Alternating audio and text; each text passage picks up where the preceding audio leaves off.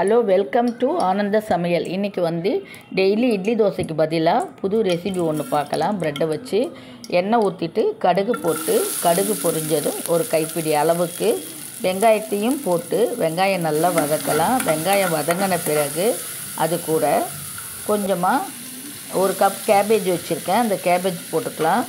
Cabbage கூடயே 2 carrot துருவி வச்சுருக்கேன், அந்த கேரட்டையும் போட்டுக்கலாம். இப்போது இதை நல்லா வதக்கலாம். இது நல்லா வதங்கி வரைச்ச கொஞ்சம் உப்பு, தேவைக்கான உப்பு போட்டுக்கலாம். அதோடையே கொஞ்சம் தனி மஞ்சள் தூள் சேர்த்துக்கலாம். மஞ்சள் தூள் கூடவே தனி மிளகாத்தூளையும் சேர்த்து நல்லா வதக்கலாம்.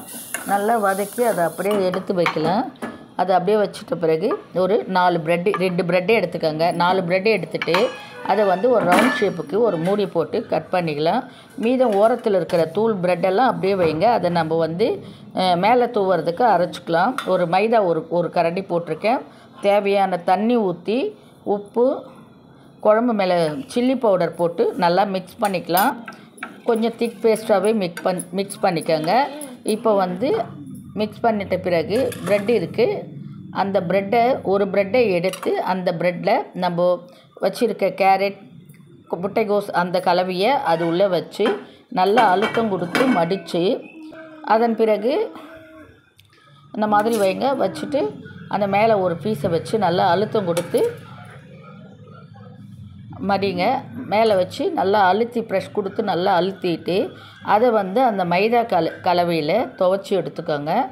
சுற்றி எந்த பக்கமும் வெளியே வராத அளவுக்கு கலவை துவைச்சி எடுத்துட்டு இந்த பக்கம் ஒரு ஃபேனில் 1 ஸ்பூன் எண்ணெய் ஊற்றிருக்கேன்.